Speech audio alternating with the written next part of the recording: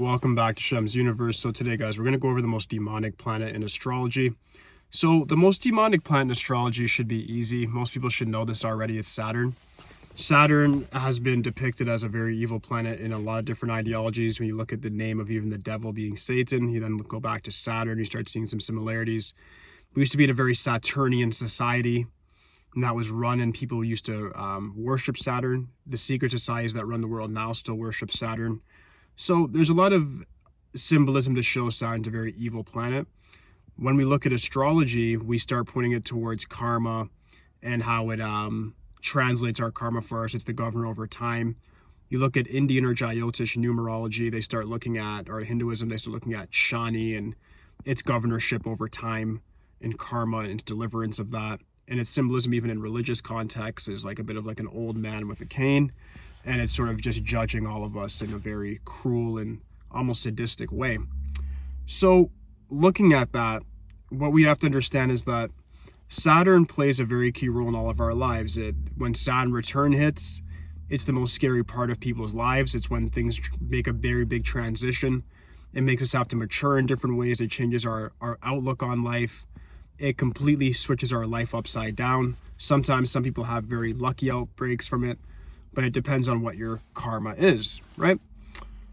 It's a demonic planet, I would say, because it provides you with a lot of hindrances, disappointments, and setbacks that can none otherwise really be avoided unless you're on a very good side of karma. You're always doing the right thing each and every day and compounding those things. But Saturn has a very interesting way of translating its karma, because people don't realize that. They're just worrying about Saturn returns and things like that, where Saturn's always transiting something. But moreover, in your natal chart, your birth chart, it tells you about its aspects, which I already said in my most deadly reading video. Saturn's going to tell us a lot about things like death code as well. We won't get into that on YouTube ever. But it does point us towards death, hardship, delays, dissatisfaction, karma, cruelty, sadism, all of these things. What you have to focus on is, where is Saturn in your chart very specifically? What house is it in, and what symbol or what sign is it behind? Are you born in the Saturn Aquarius age, Saturn Pisces age, Saturn Aries age? Where are you born? Like, what happened, right? So that affects you a lot. The next thing that's going to affect you is, of course, the Saturn return, which is every 27 to 30 years, but really 29 to 30, I should say. But the shadow period before that still affects you quite a bit, which a lot of astrologers don't bring up. About 2 years before your Saturn return, you start to get affected by it anyways.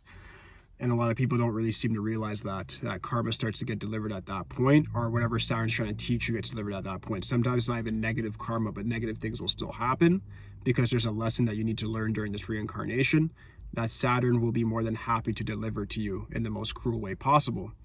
So I'm not saying all this stuff to scare you guys, but this is a planet of darkness, and as a life path, they have a lot of experience just dealing with Saturn on a day-to-day basis.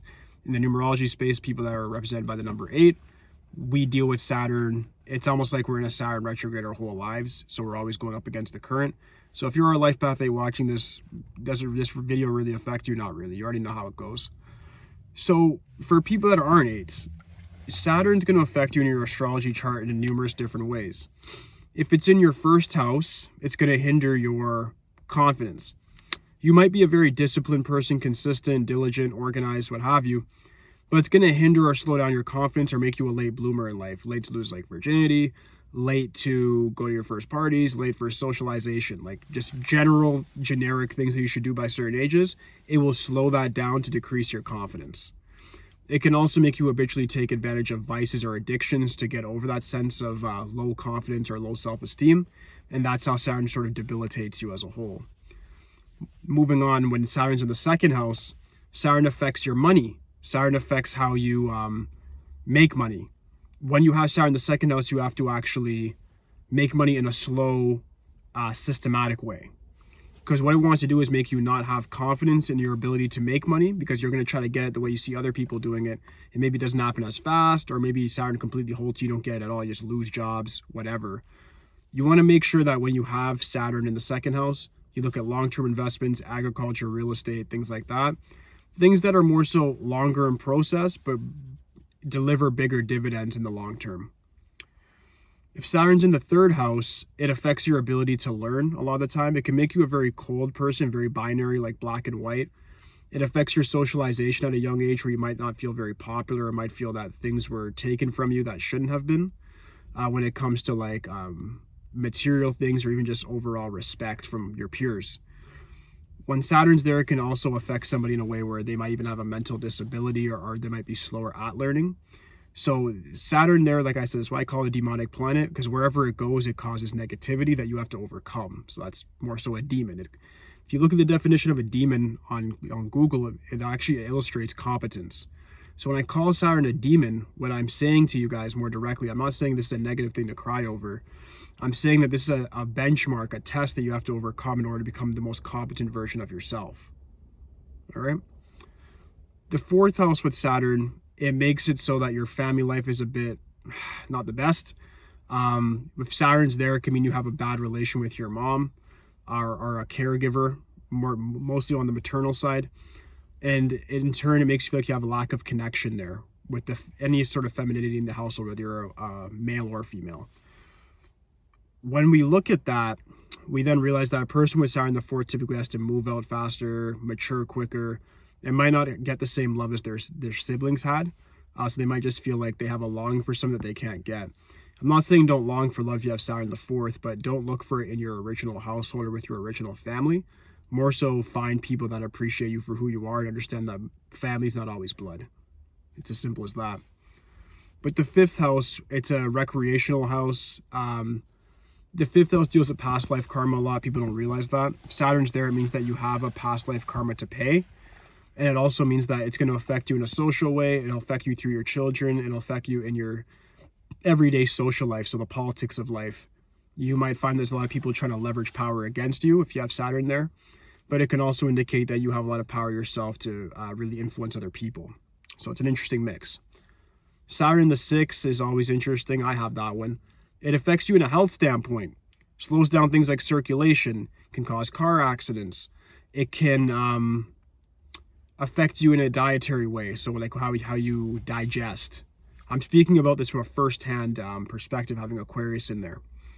So when you have Saturn in the sixth, it's going to affect you in a sense of like how your health goes, your money to a certain extent. You have to learn a lot of things through material transaction. Like people are going to rip you off, try to scam you. You might get robbed physically.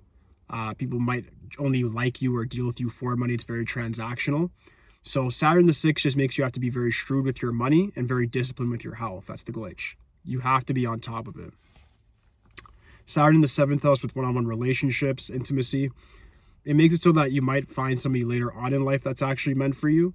But when you do, you guys do have a long-standing relationship. When you see Saturn the seventh, I usually recommend somebody either marry somebody who's a life path 8, Aquarius or Capricorn sun sign. That's the best way to do it, where you'll get the most loyalty. It's just a bit of a glitch for you guys, not explaining too much. Saturn the eighth is very dark. When you have Saturn in your eighth house, it means that like your transformation is very karmic. It means the universe actually wants to teach you a very serious lesson this time.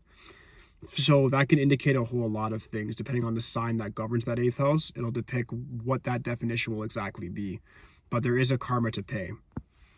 Saturn in the ninth indicates, again, it's very similar to the third, the way in which you learn. You learn through systematic ways, theoretical. Direct experience is good too, direct application. But more than ever, you're meant to like learn how to do things in a very systematic, formulated way. The more you can apply systems to the everyday things that you do, is the better luck you'll have overall. Saturn the 10th is pretty good. Some people will say it's not. I still say it's pretty good. It means that like your career might not take off till like 35 to 45 years of age, but you will get exponentially wealthy if you stick with things. But if you do things from a young age, I'm not saying you won't get rich, but there's going to be a lot of setbacks, things that Saturn's going to try to thwart you to see how serious you are about life and about your career. So you're going to find that you're going to have a lot of issues with Saturn there. But it's just about you pushing through and then getting the right stats that you have in your mind. Again, the sign that's in the 10th house is going to affect that a lot. 11th house, Saturn, it makes it like you're a bit estrayed from your friends. You think a bit different. You don't quite fit in. There's not quite a great connection. You should focus more on your work and business in comparison to actually making friends. And you'll find that the people you do business with end up becoming your allies and friends and people that can actually elevate you more. So if you have Saturn in the 11th, I'd say don't really focus on friends, focus on competence. Saturn in the 12th means that, again, very similar to the 8th, is a very big karmic lesson. Depending on the sign that's there will matter a lot. But Saturn in the 12th means it's going to try to teach you lessons through losses and disappointments, just like in pretty much any other house. But it can definitely vary with the signs that are there. So if you do have that there, leave a comment or something for me, or DM me with the sign that you have that governs your 12th, and then I'll answer that very briefly for you. If you want me to elaborate, just send me like $17 on PayPal and I'll give you the full elaborate answer. But if you just want something short term based on your sign, I'll just do that for free. It's not a problem. But yeah, aside from that, that should conclude this. The reason I did this video today, guys, to show you guys wherever Saturn is in your chart is where is going to give you the biggest challenge in your life. But if you can overcome that challenge, because the biggest one, your overall success in life is it's undeniable. Like, it's going to happen no matter what. Once you overcome that, you're going to have a sense of happiness, sense of satisfaction, and you're going to feel overall more confident in your ability to get things done. So look at where Saturn is in your chart, what house is in, and then what sign is within that house. And that's going to tell you a lot about what challenges you're going to experience in this lifetime. All right, so thank you guys so much for your time today. If you have any questions for me, just leave in the comment section. Aside from that, like, subscribe. Holla at me today, guys. Peace.